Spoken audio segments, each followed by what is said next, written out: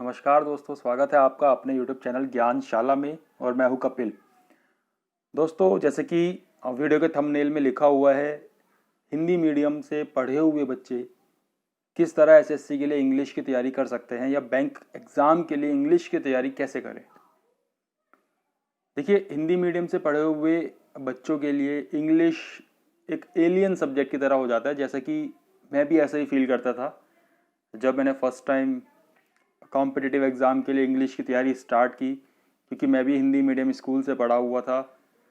लेकिन तैयारी करते वक्त मैंने जिस स्ट्रैटेजी को फॉलो किया, क्योंकि मैंने किसी कोचिंग के बिना ही इंग्लिश को तैयार किया था अपने कॉम्पिटिटिव एग्ज़ाम के लिए, तो वही मैं आपको बताने वाला हूँ कि कैसे आप इंग्लिश प्रिपेयर कर सकते हैं और वेल एंड गुड मार्क्स आप ला सकते हैं इंग्लिश में। देखिए फ्रेंड्स, इंग्लिश आपको कॉम्पिटिटिव एग्ज़ाम के लिए पढ़ना है तो सबसे पहली बात आपके माइंड में यही होना चाहिए कि जनरल इंग्लिश से एकदम अलग होती है कॉम्पिटिटिव एग्ज़ाम की इंग्लिश। कैसे तैयारी करेंगे?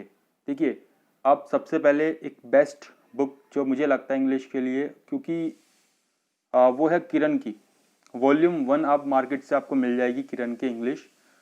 उसमें आपको फ़ायदा ये, केडी पब्लिकेशन की होती है, आपको उसको फ़ायदा ये होगा कि वो हिंदी में भी मिल जाती है, मतलब उसमें इंग्लिश हिंदी फॉर्मेट भी आता है उसका, तो वो आपको अंडरस्टैंड करने में इजी रहता है। आप उस बुक को लें। अगर डायरेक्ट वो बुक पढ़ना स्टार्ट करेंगे तो हो सकता है आपको समझ में ना आए चीज़ें कि क्या हो रहा है, लेकिन उसके लिए आपको करना क्या है। देखिए, यूट्यूब पर बहुत से चैनल हैं जो टॉपिक वाइज इंग्लिश की वीडियोस बनाते हैं, आप उनका बेनिफिट ले सकते हैं। आप बुक को उठाएं, आप बुक में चैप्टर नंबर 1 देखें, सेम चैप्टर आप वही चैप्टर यूट्यूब पर जाकर सर्च करें।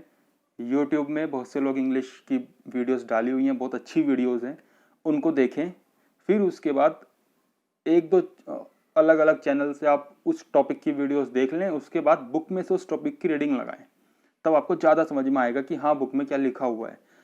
हो सकता है पहली रीडिंग के बाद या पहले ये सब करने के बाद फर्स्ट टाइम आपको कुछ समझ में ना आए या कुछ थोड़ा बहुत समझ में आए, लेकिन धीरे जब आप 2 से 3 बार आप ये प्रोसेस को रिपीट कर लेंगे तो यकीन मानिए आपको कंसेप्ट समझ में आ जाएगा कि हाँ, इंग्लिश में क्या करना है। ये कुछ बोलने कि फ्लुएंट नहीं हो जाएंगे आप इंग्लिश में कि आप इंग्लिश बोलने लगेंगे या सब कुछ हो जाएगा, लेकिन कॉम्पिटिटिव एग्जाम में जो क्वेश्चंस आएंगे आप उनको अटेम्प्ट कर पाएंगे।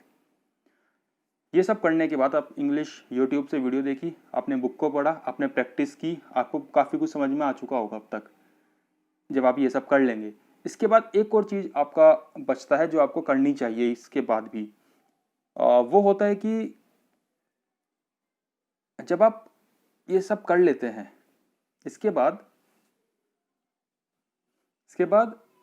देखो, इंग्लिश क्वांट की तरह होती है। क्वांट में जिस तरह के रूल्स होते हैं, शॉर्ट ट्रिक्स होती हैं, ऐसा इंग्लिश के साथ भी होता है। इस कॉम्पिटिटिव इंग्लिश के साथ तो ऐसा ही है।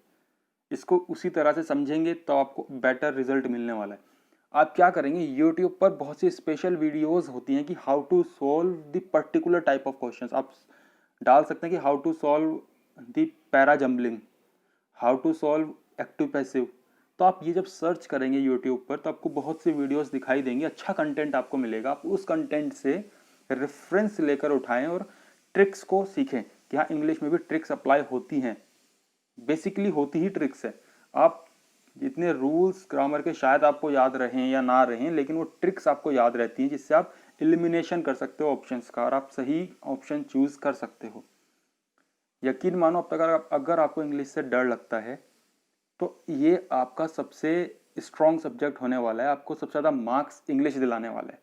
ये मैं इसलिए कहता हूँ कि जब मैंने तैयारी स्टार्ट की थी तो मुझे भी लगता था कैसे इंग्लिश पढ़ी जाएगी, कैसे तैयार होगा।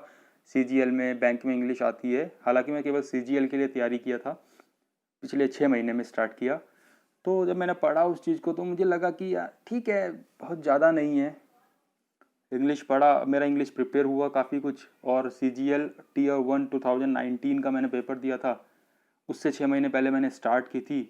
लगभग मैंने लास्ट अक्टूबर नवंबर में इंग्लिश को स्टार्ट किया था 19 में। तब टीयर 1 का जब एग्ज़ाम दिया था तो मेरे सबसे ज़्यादा मार्क्स इंग्लिश में ही थे, 42.5 मार्क्स आउट ऑफ 50 टीयर 1 में। तो वहाँ से अपने आप कॉन्फिडेंस बिल्टअप हो गया कि हाँ यार, कर सकते हैं, वो टफ तो नहीं है। एटलीस्ट तो प्रैक्टिस की कमी थी, प्रैक्टिस अब कर ली है तो अब लग रहा है कि हाँ ठीक है, बहुत नॉर्मल सा सब्जेक्ट है। हाँ, हालांकि बोलने में या उन चीज़ों में थोड़ा सा वो आपका माहौल पर, एनवायरनमेंट पर डिपेंड करता है, लेकिन आपको कंसेप्ट समझ में आ जाएगा, आप क्वेश्चन को सॉल्व कर पाएंगे ईजिली। तो इसी के साथ आज का वीडियो समाप्त करता हूँ। आशा है कि आपको ये समझ में आया होगा और आपका इंग्लिश से डर खत्म हो जाएगा। इसको करने के बाद एक दो बार आप ट्राई करें। तो thank you, all the best. अगर आपको लगता है कि ये हेल्पफुल है तो इसको शेयर कर दें। कुछ और भी आपके जानने में होंगे जो इंग्लिश से डरते हों तो उनको शेयर करें, वो समझेंगे कि कैसे तैयार करना है। एंड तैयारी करते रहिए। अगर आपने चैनल को सब्सक्राइब नहीं किया तो चैनल को सब्सक्राइब कर लें, उसके बगल में बेल आइकन को ज़रूर दबाएं।